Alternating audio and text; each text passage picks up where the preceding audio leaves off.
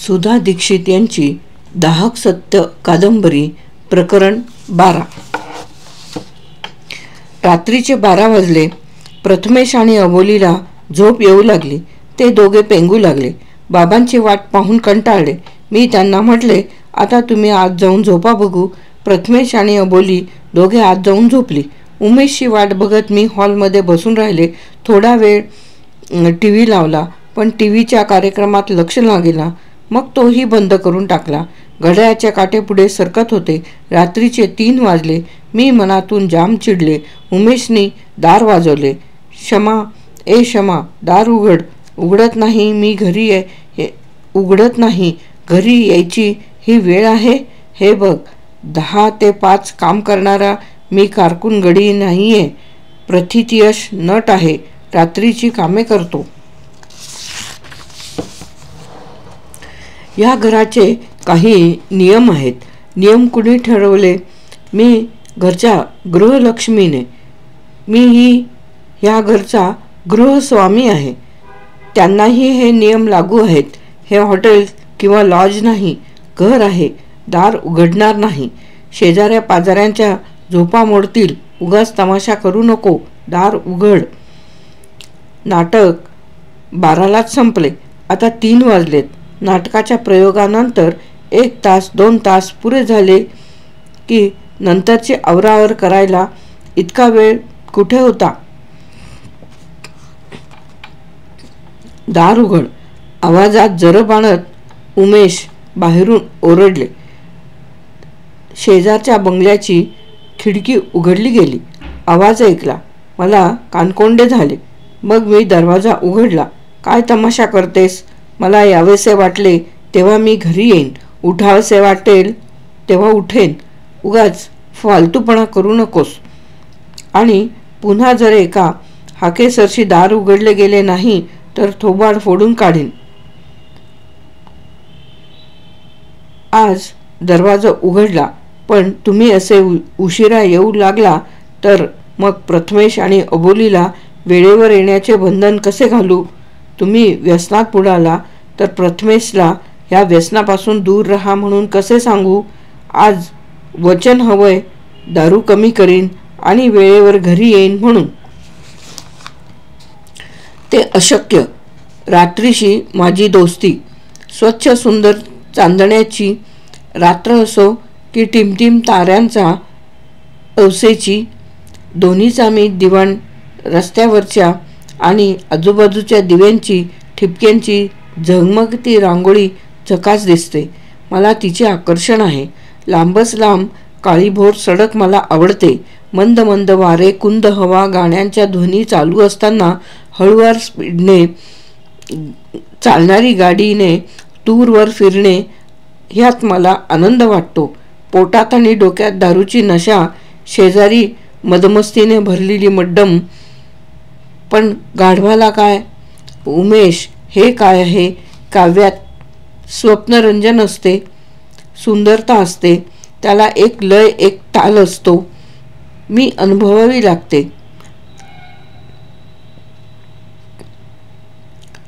मनाला एक आनंद देते। कधी कधी प्रखर वास्तवता असते, हुबेहूब वर्णन असतं। असे काव्य मनाला वेदना देते, दुःख देते, अस्वस्थ करते। नेहमीच स्वप्नपूर्ती होतेच असे नाही। रात्रीही स्वप्न पडतात, पण कधी कधी दिवसाही पडतात, पण ती त्या क्षणापुरती असतात। काही पूर्ण होण्यासाठी नसतातच मुळी, विसरायची असतात।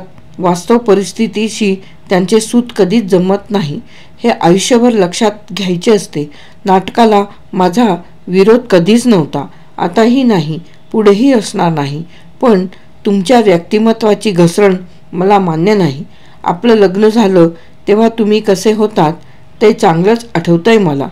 आनंदी, हसरे, छोट्या छोट्या गोष्टींवरून कोट्या करणारे, उमदे व्यक्तिमत्व होते तुमचे। आजही ते तसेच आहे, पण तुझी दृष्टी बदलली आहे। उलट जगा आलेल्या अनुभवांनी ते समृद्ध झालेले आहे, प्रखर आणि प्रभावशाली झालेले आहे। विचार माझ्या मित्रांना, कंपनीच्या डायरेक्टरांनी त्यांना कशाला विचारू? तुमच्या मनाला विचारा की.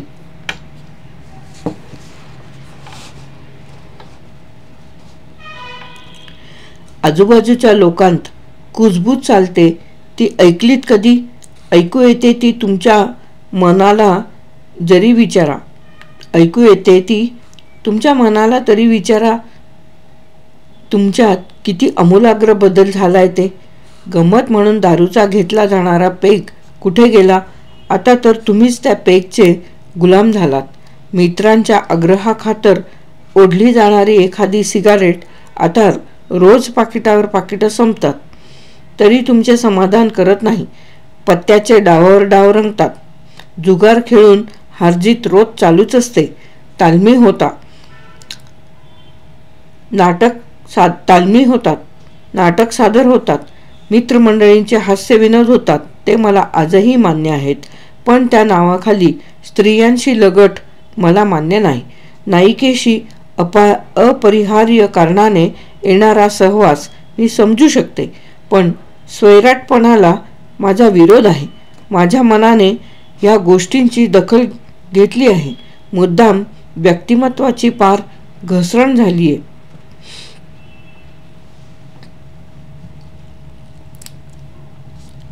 असे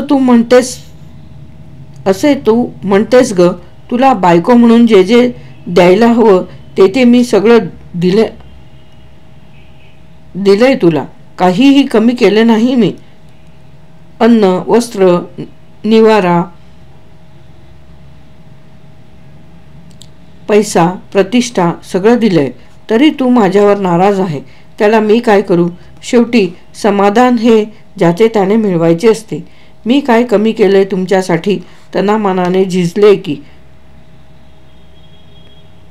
तुमच्या घरासाठी, माणसांसाठी, मुलांसाठी धन कमवायचीही माझी लायकी होती. जवळच्या सेंट हेलिना हायस्कूलमध्ये मी अर्ज केला होता. इंटरव्ह्यू झाला, सिलेक्शन झाले आणि मामनजींना पॅरालिसिसचा झटका आला. संधीत सुरू झालेल्या सासूबाईंच्या डोळ्यांसमोर काजवे चमकले. क्षमा, घरची करती स्त्री तूच. आता हा व्याप सांभाळ, मला मदत कर. त्याच्या डोळ्यांतल्या आसवांनी नोकरी करण्याचा निर्धार पार धुळीस मिळाला. अनुलीवर, संकेतवर मी माया केली. माया, प्रेम, वात्सल्य या आपलेपणाच्या भावछटा. पण या म्हणजे तर अखेरीस काय हो? तनाने, मनाने, धनाने एकमेकांसाठी झिजणे, स्वसुखाचा, आळसाचा, स्वार्थाचा त्याग करणे हेच का? तो मी केलाय. कुणीतरी स्वार्थत्याग करतो हेच ना? तो मी केलाय. कुणीतरी स्वार्थत्याग करतो तेव्हाच कुणाचा तरी फायदा होतो. मामनजींचा, सासूबाईंचा, अनुलीचा, संकेतचा, तुझा, मुलांचा फायदा झाला. आबाळ नाही झाली, तरी आता माझ्या कष्टाची, वेळेची किंमत तुझ्या लेखी शून्य. तू तेवढे असे काय केलेस? सगळ्या बायका हेच करतात. आणि जे जे केलेस ते स्वतःसाठीच केलंस. स्वतःसाठी केलंस. तुला चांगुलपणा हवा होता म्हणून केलंस. समाजाच्या, कुटुंबियांच्या मान्यतेच्या समजुतीच्या बेड्या घालून वावरत राहिलीस. माझ्या आवडीनिवडीचं तुला अजिबात सोयरसूतक नव्हतं. तू तुझ्यात आणि मी सोडून बाकी सगळ्या लोकात मस्त होतीस. तू माझ्या लायकीची कधीच नव्हतीस. मी तुला प्रेमालापात सुचवले तसे आठवते तुला? चल, ब्युटी पार्लरमध्ये जाऊन ये म्हणून विनवले, पण तू दाद दिली नाहीस. माझ्या सांगण्याकडे लक्ष दिले नाहीस. प्रत्येक वेळेस माझे म्हणणे उडवून लावलेस. मी मॅक्सी घाल, गाऊन घाल म्हटले की माझी टर उडवलीस. आईसमोर आणि बाबांसमोर अनुली ड्रेस घालत होती, पण तू कधी ड्रेस घातला नाहीस.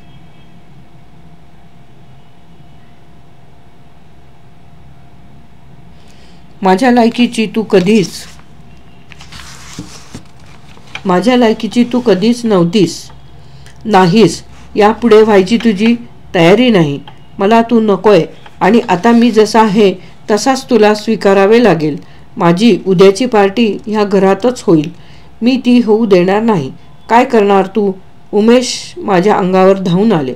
माझ्या अंगावर उगारलेला हात मी वरचेवर झेलला.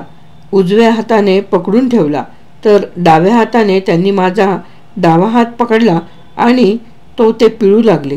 माझी शक्ती कमी पडली. हाताच्या स्नायूंना विलक्षण ताण पडला. सहन करणे असह्य झाले. अडाणी माणसासारखे मला अपमानित केले होते. माझ्या स्वाभिमानाला विलक्षण धक्का पोहोचला. जोराचा आरडाओरडा सुरू केला. प्रकरण 13. तो सहन न होऊन प्रथमेश आणि अबोली जागे झाले.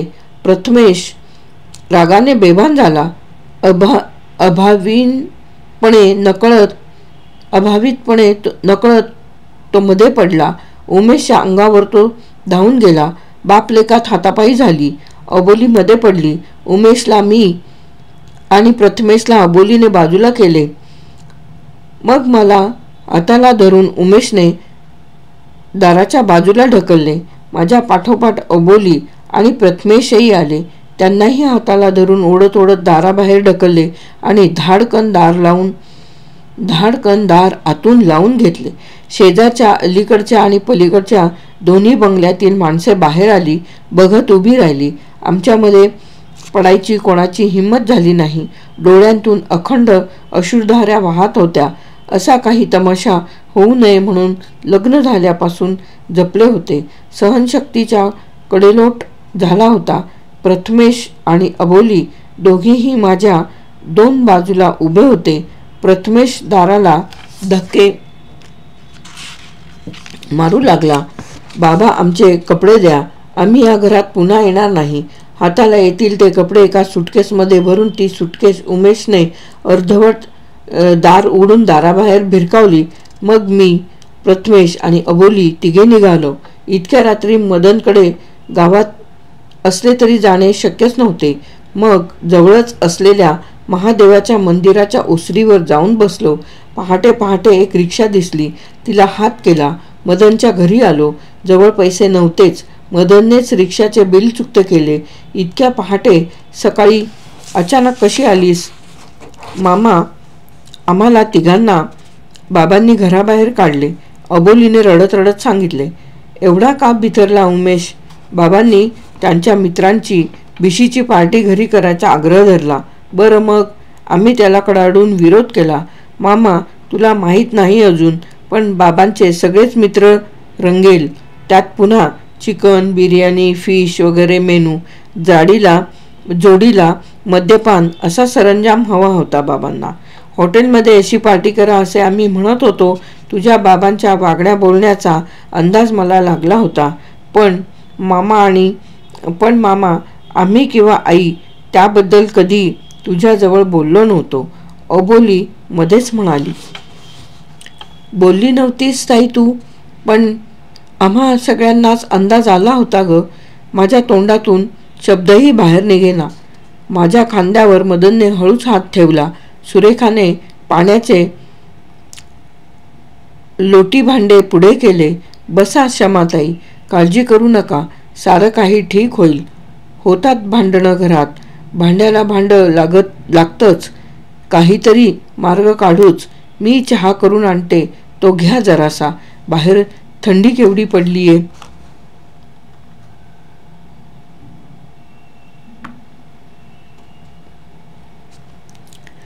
रात्री 3-3:30 आम्ही घराबाहेर पडलो.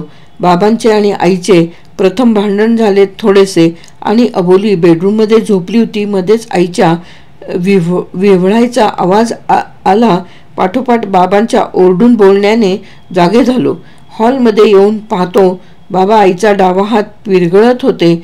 मग मात्र मी उसळलो. बाबांचे सारे नखरे आई बिनबुमट सहन करत आली. त्यामुळेच बाबा माजलेत मामा. एकंदरीत असा प्रकार झाला तर सुरेखाने आले घालून गरम गरम चहा पुढे केला, सोबत बिस्किट पाव आणून ठेवला. घ्या, आपण सारेच घेऊया, 5 वाजले आहेत. चहा पिऊन थोड्या वेळा पडा अंथरुणावर. सुरेखाच्या त्या आपुलकीच्या वागण्याने मन थोडे शांत झाले. आसवांची गती खंडित झाली. माहेरच्या उबदार दुलईची तिघेही ऊब अनुभवत बसून राहिलो. माहेरची ऊब कितीही सुखकारक वाटली तरी ती थोड्याच काळापुरती हितकारक असते. प्रथमेश आणि अबोलीने उमेशकडे परत जायचे नाही हे ठरवले. मदनच्या घरात किती दिवस राहायचे, मग मी हळूच एक दिवस वेगळे बिऱ्हाड करते. माझ्यासाठी 2 खोल्यांचे घर बघ या असे मदनला सुचवले. प्रथम त्याने थोडे ओढवते घेतले, पण मग म्हणते आहेस तर शोधत राहतो घराच्या अशा अर्थाचे म्हणाला. घराचा शोध मग आम्ही साऱ्यांनी युद्धपातळीवर सुरू केला. गावात घराची टंचाई, भाड्याचा फुगलेला आकडा, त्यात डिपॉझिटची भली मोठी रक्कम, हातात पैसा नाही, सगळे प्रश्नच प्रश्न. आयुष्य म्हणजे सुद्धा तर एक मोठा प्रश्न. जन्म तरी का होतो इथपासूनचा. आयुष्यभर उमेशची तडजोडच केली की, पण नुसता होकार स्वीकारण्याची सवय झालेली उमेशला माझा हा नकार पचवणे जड गेले. तोल सुटला त्याचाही आणि माझाही. कितीतरी बायका नवऱ्यांची सारी व्यसने आयुष्यभर सहन करताच ना. मग मी तरी त्यांच्यापासून वेगळी कुठे होते. वास्तविक स्वीकारले असते तर सगळ्या उभ्या राहिलेल्या प्रश्नांची मालिका उभीच राहिली नसती. घर आणि घराचं घरपण, प्रतिष्ठा सांभाळण्याच्या नशेत मी माझं घरच उद्ध्वस्त करून बसले. उमेशची ही असं काही करायची हिंमत होईल याची मी कल्पनाच केली नव्हती. करायला गेले एक आणि झाले भलतेच. पण आता झाल्या गोष्टीचा पश्चाताप करून उपयोग नव्हता. घराबाहेर नेसत्या वस्त्रांशी बाहेर पडलो. त्यामुळे जवळ पैसे नव्हतेच, पण बाहेर फेकलेल्या माझ्या कपड्यात माझी छोटी पर्स ही फेकली होती. त्यात माझे ATMचे कार्ड होते. ती मला कपडे बघताना सापडली. त्याच दिवशी मी भान राखले आणि ATMमधून जेवढे पैसे ठेवलेले होते ते काढून घेतले. 4 दिवसांनी प्रथमेश आणि अबोली यांना घरी पाठवले. बंगल्याची डुप्लिकेट किल्ली छोट्या पर्समध्ये सापडली, त्यामुळे बरे झाले. किल्लीने दार उघडून प्रथमेश अबोलीने त्यांची पुस्तके, वह्या, पासबुक, जास्तीचे कपडे वगैरे थोडेसे सामान आणले. पासबुकातून फक्त 15,000 रुपये काढता आले. उमेशकडे रद्दबदली करून परत राहायला जायचे की नाही याबद्दल आमचा पुन्हा चर्चा झाल्या. सगळ्यांच्याच मते उमेशकडे परत जाणे कठीण आहे, जाऊ नये असे ठरले. मग प्रश्न आला, मदनकडे किती दिवस राहायचे. मलाच पुढाकार घ्यायला हवा होता. मदनकडे तो प्रश्न काढला, पण माझ्या डोळ्यांपुढे काजवे चमकले.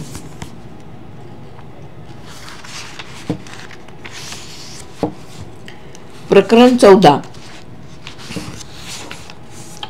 नवी विटी नवे राज्य म्हणायला सोपे, पण या वयात आता कसा मांडावा ते कळेना. पहिला प्रश्न होता घराचा. मग तोच आधी सोडवायचे ठरवले. प्रथम मदनशी बोलून आता मी वेगळे राहणार ही गोष्ट स्पष्ट केली आणि घर बघायला सुरुवात केली. राहण्यासाठी शहरात घर मिळवणे सोपे नव्हते. मध्यवस्तीत मदनच्या घराजवळ एकतर घरं रिकामी नव्हती. होती त्यांचे भाडे माझ्या सद्यस्थितीला परवडणारे नव्हते.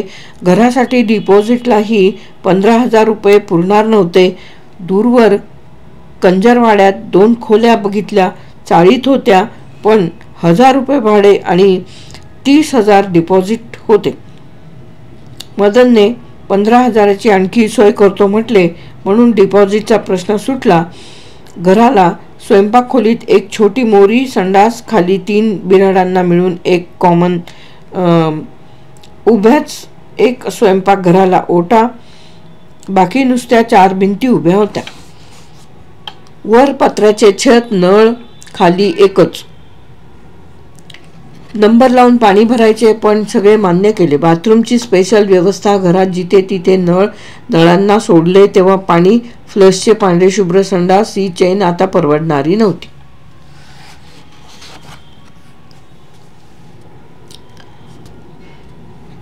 पावसाळ्यात पत्र्यावरच्या टपटप थेंबांचा आवाजाची आणि उन्हाळ्यात पत्रे तापून घरातील गरम होणाऱ्या हवेची सवय करायला लागणार होती. पंखे, cooler, fridge, mixer, TV, radio, डनलपच्या गाद्या, दिवाण, सोफा, शोकेस, डायनिंग टेबल, कपाटे या साऱ्या वाचून जीवन नव्याने सुरू करायचे होते. इतकेच काय, स्वयंपाक करायला गॅस शेगडी, भांडीकुंडी, किराणा ठेवायला डबेडुबे, रॅक्स काही जवळ नव्हते. चहा प्यायला साध्या कपबशाही नव्हत्या. पण एका निर्णयाभोवतीच साऱ्या गोष्टी फिरत होत्या. नव्याने या वयात एवढा सगळा संसार पुन्हा जमवावा लागणार. आतापर्यंत मिळवलेले सारे स्थैर्य गमवावे लागणार हे स्पष्टच होते. घराला नियमित उत्पन्न काहीच येणार नव्हते. खर्च मात्र वाढते होते. ATM मधून मी थोडेफार पैसे होते ते काढले. नवा मान मांडण्यासाठी आवश्यक होते. घर निश्चित करताच मी प्रथमेश आणि अबोलीला उमेशच्या घरी पाठवले. त्यावेळी नेमका तो घरी होता. भणभण करतच प्रथमेशने स्वयंपाकघरातली जुजबी, भांडीकुंडी आणि आमचे काही सामान एका पोत्यात घातले आणि नव्या घरात आणले. गॅसचे डिपॉझिट भरले, गॅस कोठी आणली, किराणा थोडाफार खरेदी केला आणि एक रिक्षा करून या घरात प्रवेश केला. त्यानंतर झोपायला 2 गाद्या, बसायला प्लास्टिकच्या खुर्च्या, कपडे ठेवायला एक रॅक, एक स्वयंपाकघरात रॅक अशी शनिवारी जाऊन खरेदी केली. प्रथमेश अबोलीला काय वाटलं असावे कुणास ठाऊक, पण मला सारे टोचत होते. कुठून या फंदात पडलो असाही विचार मनात येऊन गेला. मुलांचे पास काढले, स्कूटर आता नव्हत्याच ना, आणि दैनंदिन रोजचे व्यवहार नव्या पद्धतीने सुरू केले. मधून येऊन जात होता. सुरेखाही येत होती, मदत करीत होती. दरमहाचे भाडे मदनच देऊन जात होता, पण त्याला त्याचा संसार आहे ही गोष्ट मला विसरता येणं शक्यच नव्हतं. पण मग मी स्वतः काहीतरी करायचं ठरवलं. नोकरी मिळवण्यासाठी खूप प्रयत्न केले, पण यश पदरी पडलं नाही. मग घरगुती व्यवसाय, पापड, लोणची करणे, शिवण करणे वगैरे वगैरे. सुरेखाने तिची शिलाई मशीन माझ्याकडे आणून टाकली. पण दात करून पोट भरले असते तर काय हवे होते. ATM मधील श्री शिल्लक संपली. खूप विचार केला. उमेशशी भांडायचा, लढायचा, दुसरा पर्याय सापडत नाही. होय, सारा जीवनपट तुम्हाला उलगडून दाखवला. माझं काय चुकलं कळलंच नाही मला. आता उहापोह करूनही काय फायदा. पुढं सरकायला हवे ना. मग आता ठरवलंय, नाही आधार केंद्राची मदत घ्यायची. घटस्फोट मागायचा आणि पोटगीसुद्धा. प्रथमेशने त्याची कॉलेजमधली सायन्स साईड बदलली, कॉमर्स साईडला गेला, नोकरी धरली. अबोलीही मला आधार देतेच आहे, मदत करतोच. तरीही मी माझा अधिकार मिळवणारच. रात्र सरत आलीये. अबोली, प्रथमेश जवळच झोपलेत, पण मी टक्क जागी होते. उमेशचा पैसा माझ्या अभिमानी मनाला नकोसा वाटत होता, पण पैशाला काळा गोरा रंग, पाप पुण्य, मान अभिमान वगैरे काही म्हणजे काही कशा प्रकारचे सोयरसूतक नसते हे कालातीत सत्याचे दर्शन झाले. त्याला शरण जायचे ठरवले. अभिमान दूर दूर सारून काय चांगले काय वाईट कुणास ठाऊक, पण पैसा खुदा नाही लेकिन खुदा से कम भी नहीं, त्या शाश्वत दाहक सत्याला शरण गेले. अभिमान दूर दूर सारून काय चांगले काय वाईट कुणास ठाऊक, पण पैसा खुदा नाही लेकिन खुदा से कम भी नहीं, त्या शाश्वत दाहक सत्याला शरण गेले. कादंबरी समाप्त.